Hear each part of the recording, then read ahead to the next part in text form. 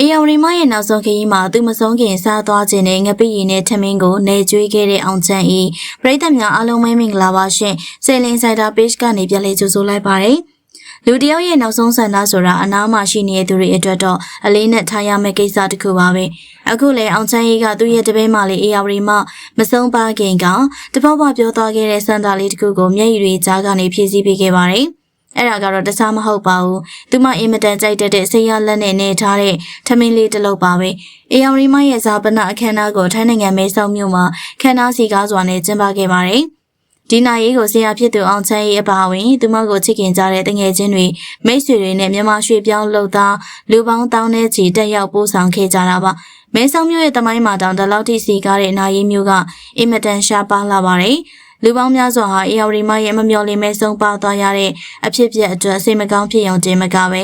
နောက်ဆုံးခရီးကိုလည်းအကောင်းဆုံးဖြစ်စေခြင်းခဲ့ကြပါတယ်။ဒီဇာပနာမှာမြင်တွေ့ရတဲ့သူတိုင်းကိုအသေးခွဲခဲ့တဲ့မြင်ကွင်းကတော့အောင်ချမ်းရေးကတပည့်မလေးရဲ့ရုပ်အလောင်းရှိမှသူမဆုံးပါခင်ကတဖောက်ဖောက်ပြောသွားခဲ့တဲ့ငပိရီနဲ့ထမင်းနယ်လေးကိုကိုယ်တိုင်နေပြီးတော့ကျွေးခဲ့ရပါအေယော်ရီမကသူမအသက်ရှိစဉ်ကအမေဖြစ်သူအောင်ချမ်းအေးနေကျွေးတဲ့ထမင်းကိုစားခြင်းတယ်လို့အမြဲပြောလို့ရှိပါတယ်။အောင်ချမ်းအေးကသူ့ရဲ့လက်နဲ့ကိုယ်တိုင်နေထားတဲ့ထမင်းလေးကိုကျွေးရင်ငါတပည့်မလေးရဲ့ဒါလေးစားပြီးသွားရင်တော့ကောင်းရမွန်ရပုံဘဝကိုစိတ်ဖြောင်းဖြောင်းနဲ့သွားနိုင်ပါပြီ။နောက်ဘဝမှာလည်းအခုလိုအဖြစ်မျိုးနဲ့မကြုံပါစေနဲ့တော့လို့ဆုတောင်းပေးခဲ့ရကတကယ်ကိုရင်နာစရာပါပဲ။ကျန်ရစ်သူတွေအတွက်တော့အလွမ်းတွေကအမြဲရှိနေပေမဲ့ထွက်သွားတဲ့အသူအတွက်ကတော့စန်တာလေးတစ်ခုပြေးသွားခဲ့ပြီလို့ဆိုရမှာပါ။အေယော်ရီမကအေယော်ရီတိုင်းငပူတော်မြို့နယ်ဇာတိဖြစ်ပါတယ်။သူမကထိုင်းနိုင်ငံမဲဆောက်မြို့မှာအတော်ရီနဲ့အတူလာရောက်အခြေချနေထိုင်ခဲ့တာ9နှစ်တောင်ရှိခဲ့ပြီဖြစ်ပါတယ်။ဘဝကိုရုန်းကန်ရင်းနဲ့မှာဆယ်လီအောင်ချမ်းအေးနဲ့တွေ့ဆုံပြီးတော့အောင်ချမ်းအေးရဲ့တပည့်မလေးအဖြစ်ပရိသတ်တွေကြားမှာနာမည်ကြီးလာခဲ့ရပါ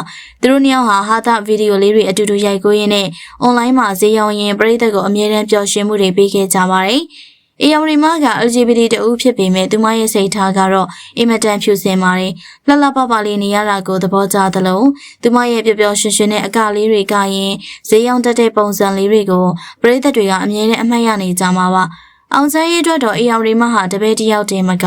သမီးလိမ္မာလေးတူလည်းဖြစ်ပါတယ်။အောင်ချမ်းရေးထိုင်းမှာအလုပ်လုပ်စဉ်ကလေးကသူမကဘာပဲလို့အမြဲကူညီပေးခဲ့ရပါအထူးသဖြင့်တော့အေယော်ရီမဟာအင်မတန်တိတက်လွန်းလွန်းအခါကြီးရက်ကြီးတွေဆိုရင်ဗီဒီယိုကောနဲ့အမြဲတမ်းကြောလေးရှိတဲ့အထိယူသေးတဲ့သူလေးပါဒီလိုတိတက်လိမ္မာတဲ့တပည့်မလေးကိုမဖြစ်စလောက်လောဘသားတွေရဲ့မျောလင်းချက်နဲ့ဆုံးရှုံးလိုက်ရတာကအောင်ချမ်းရေးအတွက်တော့တကယ်ကိုမှကြီးမားတဲ့ဆုံးရှုံးမှုတစ်ခုပါကိုရောက်လာတာကိုသူမသိတော့ပေမဲ့ကြံရစ်တဲ့သူတွေကတော့အလွမ်းနဲ့ကြံခဲ့ရတော့မှာပါလို့အောင်ချမ်းရေးကဝန်းနေစွာနဲ့ပြောကြားခဲ့ပါတယ်။ဇာပနာမှာတငယ်ချင်းတွေကအေယော်ရီမကိုသူမသဘောကျတဲ့အတိုင်းလှလှပပလေးဖြစ်အောင်ပြင်ဆင်ပေးခဲ့ကြပါတယ်။သူမအသက်ရှိစဉ်ကနောက်ဘဝမှာမိန်းကလေးဆိုရင်လေမိန်းကလေးစစ်စစ်လှလှလေးယောက်ျားလေးဆိုရင်လည်းယောက်ျားစစ်စစ်ဖြစ်ချင်တယ်လို့ဆုတောင်းခဲ့ပူအကြောင်းအားလုံးကလည်းသူမဖြစ်ချင်တဲ့အတိုင်းဖြစ်ပါစေလို့ဝိုင်းဝန်းပြီးတော့ဆုတောင်းပေးခဲ့ကြပါတယ်။အေယော်ရီမရဲ့အမှုကမကြခင်မှာအမှုမှန်ပေါ်ပေါက်ပြီးတော့တရားခံတွေကိုအမြန်ဆုံးဖမ်းဆီးရမိလိမ့်မယ်လို့ကျမတို့ကတော့မျှော်လင့်မိပါတယ်။သူမရဲ့ရိုးသားဖြစ်စဉ်တဲ့စိတ်ထားကြောင့်ပဲအခုလိုနောက်ဆုံးအချိန်မှာ